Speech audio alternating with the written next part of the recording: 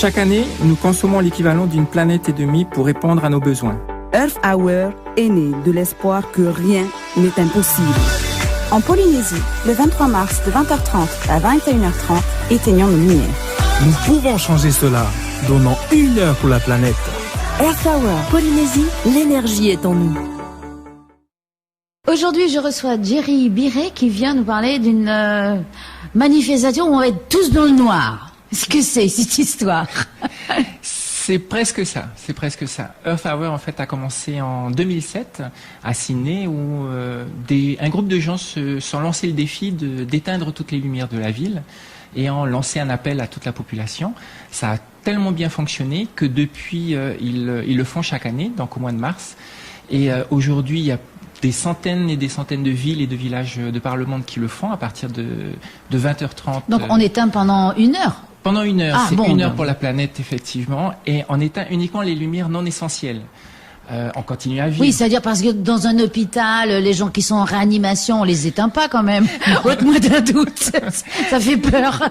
Non, surtout il faut pas éteindre les lumières de l'hôpital, mais tous les grands hôtels, les grands monuments qui sont illuminés toute l'année, justement c'est l'occasion d'éteindre toutes ces lumières-là, tous les grands bâtiments qui existent de par le monde, on les éteint et c'est l'occasion de faire la fête. Et alors, est-ce qu'on a remarqué qu'il y avait un impact réel sur la consommation? Alors, depuis 2007, l'événement se prend beaucoup plus d'ampleur chaque année et chaque année, il y a de nouveaux événements qui se calent à cet événement Earth Hour, 1 heure pour la Terre.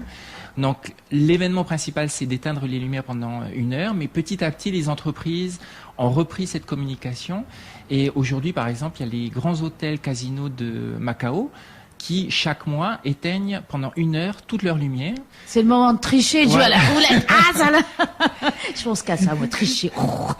Et donc, du coup, il y a une baisse de la consommation électrique. Donc, et vu que l'électricité provient essentiellement d'usines... Et puis des énergies fossiles. Des énergies fossiles, donc il y a énormément d'économies. Et surtout, c'est l'occasion de prendre conscience de faire du développement durable. Donc on éteint la lumière, on n'éteint pas les appareils électriques. En fait, c'est la lumière, pas les télés, pas les téléphones, les ordinateurs aussi, parce qu'on peut peut-être aussi se passer pendant 1 heure de son iPad ou de son Facebook, non? Chacun est libre de faire son propre événement Earth Hour. C'est ça la force en fait de cet événement, c'est que rien n'est imposé.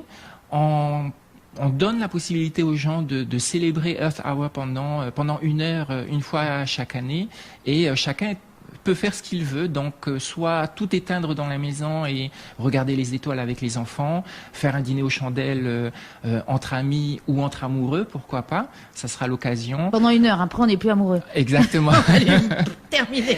Et ou sinon, c'est se retrouver, il y a beaucoup de villes qui organisent désormais de grandes cérémonies où on éteint toutes les lumières devant un bâtiment célèbre et c'est l'occasion de faire la fête, un concert acoustique, des choses comme ça, pour célébrer justement la planète. Ah bah c'est une bonne idée ça alors. Et toi, c'est la première fois ici à Tahiti que ça se passe? Alors il y a eu plusieurs fois, pendant plusieurs années, il y a eu des initiatives individuelles qui se sont mises en place. Une fois, la mairie de Papeete avait célébré sur Vaiete Earth Hour. Il y a une association de Reatea qui le fait régulièrement chaque année. Mais c'est la première fois en fait que on a souhaité coordonner un certain nombre d'actions et le faire sur l'ensemble de la Polynésie. Et cette année, on s'est pris un petit peu tard, puisque à partir de février, on a commencé à travailler dessus. Mais on vous promet pour l'année prochaine un énorme événement, puisqu'on va commencer à travailler, on va se donner 1 an pour travailler sur ce grand événement. Alors là, c'est une association que vous avez fondée, comment ça se passe? Alors c'est un groupe d'amis en fait que j'ai regroupé autour de cet événement. J'ai découvert le Earth Hour en regardant YouTube, tout simplement, en regardant la vidéo, que j'ai trouvé géniale. Et je me suis posé la question, comment ça se fait, il y a pas d'événement comme ça à Tahiti. Pourtant, je peux te dire qu'ici, il y a des gens, c'est pas des lumières. Hein. Effectivement, il faudrait les éteindre, ceux-là. Voilà, ils n'ont pas la lumière dans toutes les pièces, il faut croire. Et donc, je me suis renseigné. J'ai demandé les autorisations auprès du WWF international pour savoir si quelqu'un représentait le WWF ici. Et alors, redis ce que c'est que le W2. C'est pas un site internet. Non, c'est une association. C'est l'association de protection de l'environnement qui organise ça depuis des années, depuis 2007. J'ai vu qu'en Nouvelle-Calédonie, le WWF France organisait l'événement en Nouvelle-Calédonie. Et malheureusement, donc tu t'es dit, allez hop. On va le faire à Tahiti, pourquoi pas. Et donc tu es représentant certifié officiel, quoi.